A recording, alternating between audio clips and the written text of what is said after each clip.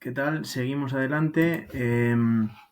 Vamos con lo que queda del punto 2, economía, sociedad y el directorio civil, ¿vale? Bueno, vamos con la economía primero. Tenemos que decir que estamos en medio de los años 20, ¿vale? En los llamados felices años 20, que fue un momento de gran expansión económica a nivel mundial, ¿vale? Pues es un momento de todas estas cosas, en Estados Unidos, los cabarets, toda esta cultura de qué bien, qué contentos estamos todos, aquí mirad, jajaja, nos lo pasamos que te cagas, ¿vale? Ya sabéis que fue solo una burbuja que duró poco porque explotó después en la Gran Depresión, el crack del 29 y la Gran Depresión, ¿no? Lo que explica esta famosísima imagen donde se ve de la época anterior esta publicidad donde dice World High Standard of Living, There's no way like the American way, y una cola de gente que va a pedir comida porque no hay nada de comer, que fue lo que pasó en los años 30, ¿vale? Ese es el contexto económico, y de hecho fijaos que la dictadura de Primo caerá en 1930 también, y no es casualidad, pero bueno. Vamos allá entonces. La economía. Contexto internacional muy positivo. Los felices años 20. Estamos en la parte ascendente de la curva económica, con lo cual esto va a favorecer también a España. ¿Vale? Se van a intentar mejorar varias cosas, siguiendo también ese regeneracionismo con el cual se había estrenado el régimen, en la industria y en la agricultura, ¿vale? ¿Qué cosas se van a hacer en la industria? Lo primero es aumentar el proteccionismo y de esa manera la dictadura obtiene dos beneficios a la vez. Por un lado, mejora la industria en sí, ¿vale? Bueno, no es que la mejore, pero la protege y crece, ¿ok? Y a la vez beneficia a los dueños de la industria, que son gente muy poderosa a los cuales les conviene tenerles contentos, ¿vale? Así que esa burguesía industrial pues se ve perfectamente beneficiada por este proteccionismo y se van a quedar muy contentos con el régimen. Ok, por otro lado está una medida que se toma que es estatalización de ciertos sectores económicos y creación de monopolios en esos sectores, ¿vale? Sabéis que un monopolio es una empresa que abarca todo un sector económico ella sola, ¿ok? Y los dos grandes monopolios estatales que se van a crear en ese momento es la Compañía Telefónica Nacional, que se encargaba de todas las comunicaciones a distancia, y la CAMSA, que era la Compañía Nacional que se encargaba de gestionar todos los hidrocarburos, ¿vale? Gasóleo y gasolina. Dos cosas fundamentales que ya se veían que eran fundamentales en esa época, y el Estado se preocupa de quedarse con ello y no dejarlo en manos de especuladores. Ok, así que industria, dos cosas, ¿vale? Monopolios nacionales y aumento del proteccionismo. Agricultura, el otro gran problema de España, ¿vale? El otro gran retraso de España. Recordamos cuál era el problema que tiene la agricultura. Doble. Por un lado, la estructura de la propiedad, que venía desde la Reconquista casi, ¿vale? Desde la repoblación. Entonces, ¿qué pasaba con la estructura de la propiedad? Que en el norte de España había minifundios, pero en el sur eran grandes porciones de tierra, latifundios, que estaban en manos de muy poca gente. Esto significaba que la gran parte de la tierra que había en el sur estaba en manos de muy poca gente, con lo cual la mayoría de la población, casi el 80% que se dedicaba a la agricultura, pues había un porcentaje altísimo de ese 80% que no tenía tierra y vivían en unas condiciones muy miserables. ¿Ok? Además de eso, la agricultura tenía una productividad escasísima. ¿Recordamos esto por qué era?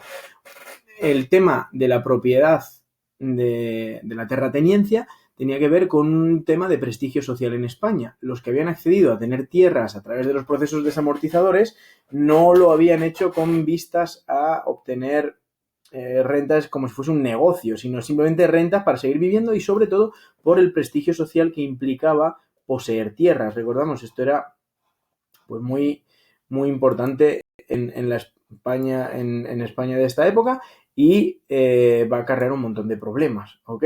¿Por qué? Porque esas personas que adquieren esas tierras en los procesos desamortizadores no van a invertir en aumentar la productividad. ¿Qué habría hecho falta para invertir? ¿Qué habría hecho falta para aumentar la productividad? Pues mejorar la mecanización, modernizar los sistemas de cultivo, cambiar los cultivos tradicionales por otros más intensivos y cosas así que nadie hizo, con lo cual la agricultura en España seguía siendo igual que en el siglo XVI, literalmente. ¿Ok?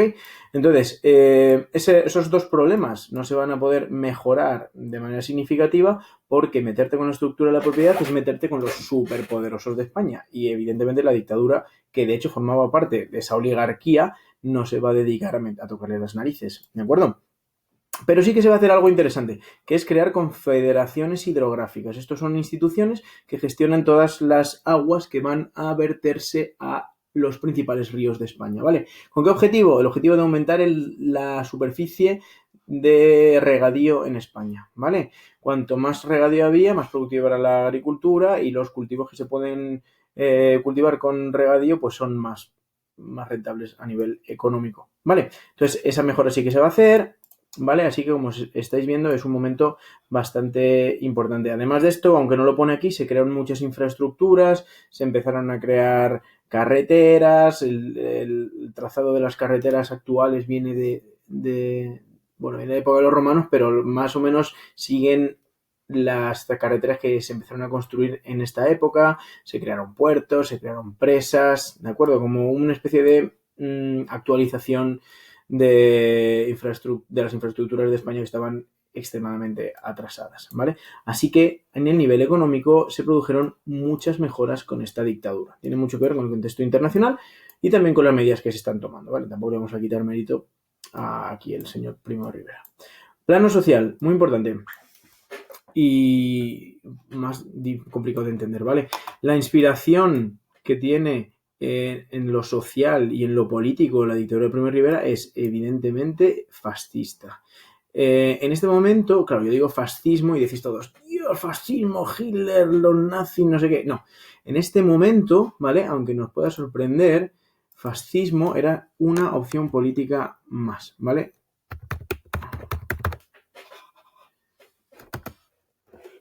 Mirad. De hecho, durante estos momentos de la historia, Mussolini era considerado como un gran líder que estaba consiguiendo hacer cosas sorprendentes. ¿De acuerdo? Podemos verlo en todas estas revistas del momento en donde sale como una persona admirable. Y estas son revistas norteamericanas, ¿vale? Es decir, ser fascista en esta época era una opción política que era más que respetable. Ok, más adelante, cuando ya pasen las guerras mundiales, fascismo empezará a significar muchas otras cosas, ¿de acuerdo? Empezará a significar, bueno, pues todo lo que ocurre en la guerra mundial, pérdida de libertades y todo esto. Y en este momento todavía no ha llegado a su culmen, pero ya veremos que en los años 30 los totalitarismos se convierten en una opción política fenomenal y super mainstream que a todo el mundo le parecía bien. Así que el dictador Primo de Rivera se inspire en el fascismo italiano no es una cosa como que nos debería llamar la atención o sorprender porque era uno de los estados que tenían mejor prensa en ese momento, ¿vale? Ahora veremos en qué se inspira en el fascismo italiano. El objetivo principal en el plano social, reducir la conflictividad social que era gigantesca en esta época, ¿vale? Recordamos todos los conflictos sociales, pistoleros, huelgas, ocupación de fincas en el campo, todo ese rollo, ¿vale?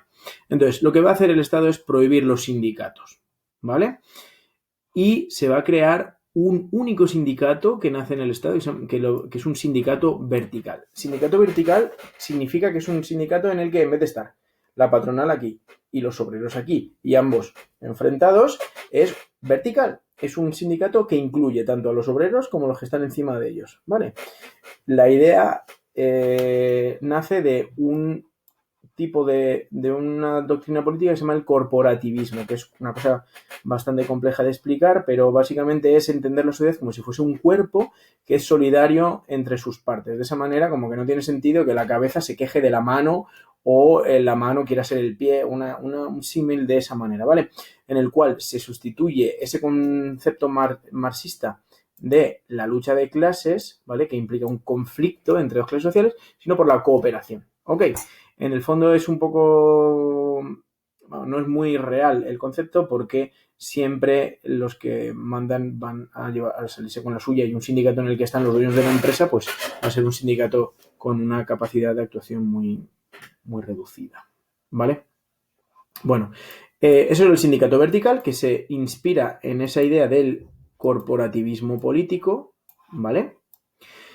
De hecho, ese sindicato vertical se llama Organización Corporativa Nacional. Ese es el nombre del sindicato, ¿vale? Para que lo tengáis claro y lo escribáis. Organización Corporativa Nacional, o CN si queréis también, ¿vale?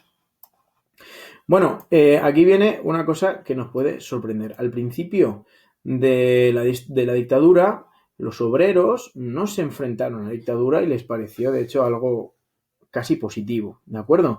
Y de hecho, el Estado va a ofrecer a los sindicatos principales la gestión de este sindicato vertical. Y de hecho, la UGT va a aceptar el encargo, ¿vale? Vamos a ver un trozo de vídeo donde se ve esto, ¿vale? Vamos a verlo. Los socialistas, que en un primer momento habían optado por mantenerse neutrales ante el golpe de Estado, terminan colaborando con la dictadura.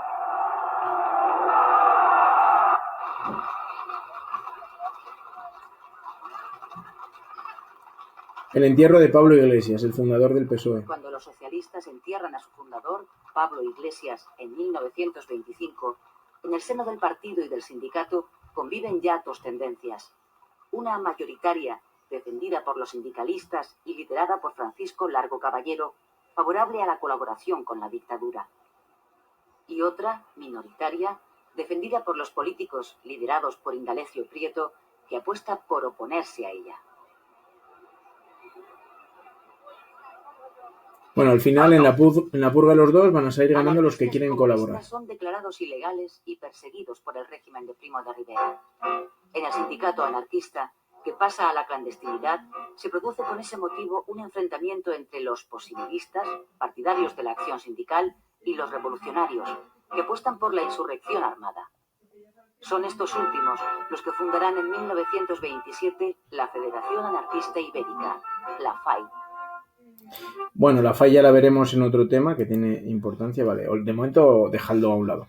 Entonces, recapitulando lo que hemos visto, ¿vale? Un sindicato vertical que responde a una concepción corporativa del Estado y con una concepción corporativa de la política y de las relaciones sociales, y en la cual se queda en manos de la UGT, ¿vale? Es decir, la UGT cooperó con el régimen totalmente, haciéndose un poco con la gestión de este sindicato vertical, que era el sindicato nacional que venía del Estado y que ocupaba todos los sectores obreros del país, ¿vale? A la vez, a la UGT le viene muy bien que el otro sindicato, el cual era su competencia, que era la CNT, pues queda prohibido y perseguido, el sindicato anarquista, ¿ok? El PCE, que era absolutamente minoritario, también queda ilegalizado, ¿vale? Entonces, recapitulando todo esto, tenemos esta economía y en el plano social, inspiración en el fascismo italiano y en el corporativismo político, que no lo ponéis, ¿vale? Corporativismo político, ¿de acuerdo? Cuyo objetivo es reducir la conflictividad social y para lo cual se van a prohibir los sindicatos y se va a crear un único sindicato de carácter vertical, ¿vale? Corporativo, que se llama Organización Corporativa Nacional, que cae en manos de la UGT, ¿de acuerdo? Bien, seguimos adelante y vamos al último de los puntos. Pone aquí 2.5, lo he puesto yo, intento de perpetuación del régimen, el directorio civil. Bueno, pues ¿qué es esto? Mirad, en 1926, ¿vale? ¿Recordáis que al principio del tema dijimos que la dictadura se percibía como necesaria, pero también como temporal, ¿vale? Pues en 1926, que ya lleva 3 años la dictadura, va a producirse un cambio que va a hacer que arqueen la ceja los que consideraban que era temporal la dictadura, porque el directorio militar, ese gobierno militar que se niega a hacer elecciones, que se niega a dar luz verde a una constitución, aunque intentó crear una, pero bueno, pues va a ser sustituido ese directorio militar por un gobierno de civiles, ¿vale? Que se va a llamar directorio civil, ¿ok?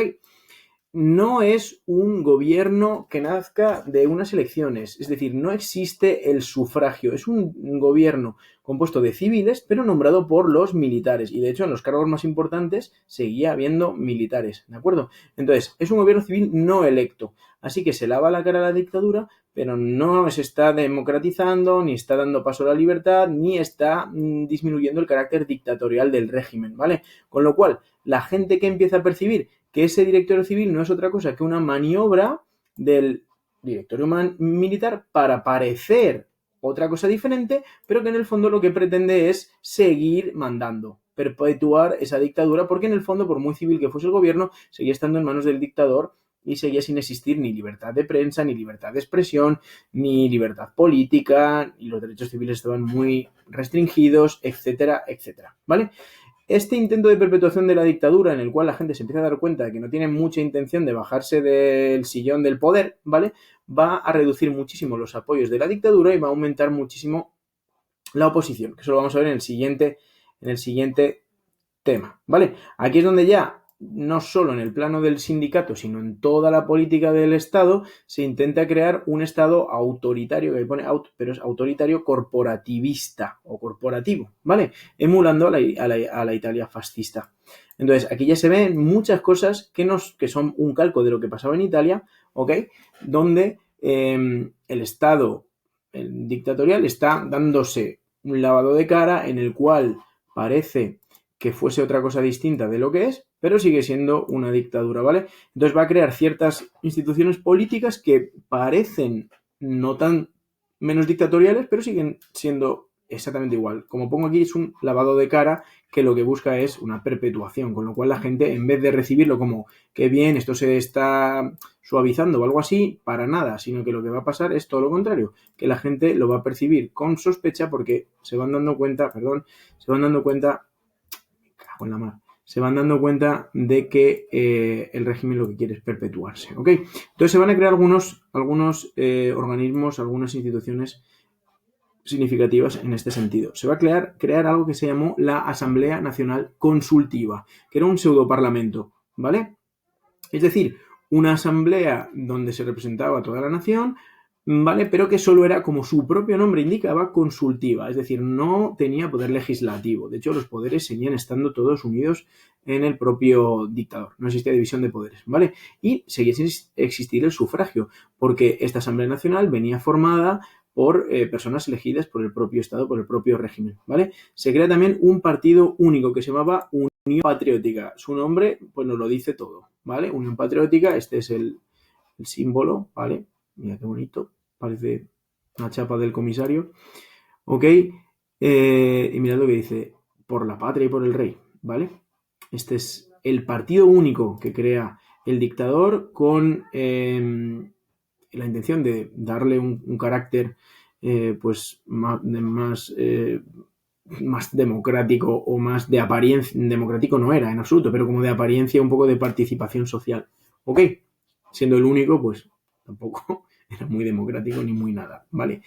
Está emulando al partido fascista italiano, ¿vale? Igual que el partido fascista italiano tenía los camisas negras como la milicia del partido. Sabéis que milicia es un grupo paramilitar con instrucción militar, armado, pero son civiles partidarios de un partido. Bueno, pues la Unión Patriótica también creó una milicia que se llamaba el Somaten, ¿vale? Vamos a ver alguna imagen del Somaten.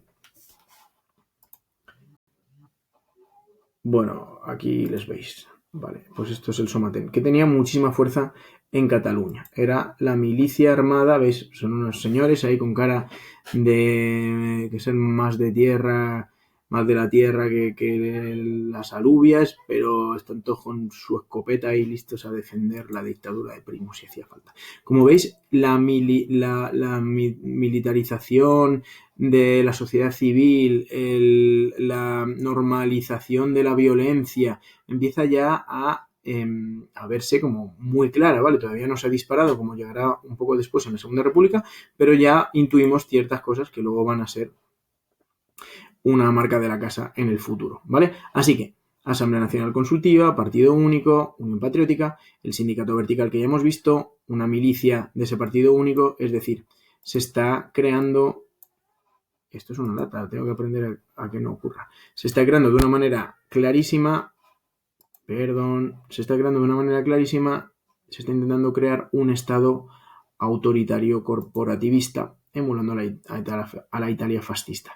Esta dictadura que nació como necesaria, pero temporal, Y este dictador que se presentó a sí mismo como el cirujano de hierro, que iba a acabar con todos los problemas del Estado y no sé qué y no sé cuántos, empieza a parecer pues una cleptocracia, ¿vale? Cleptocracia significa clepto, robar, cracia, poder, los que cogen el poder y se quedan en él sin a toda costa, ¿vale? Y la gente que recibió la dictadura con mucha ilusión y sin mucha oposición empieza a ponerse más nerviosa, ¿vale? Y lo vamos a ver en el siguiente punto, que es la crisis de esta dictadura y cómo cae dando paso a una república.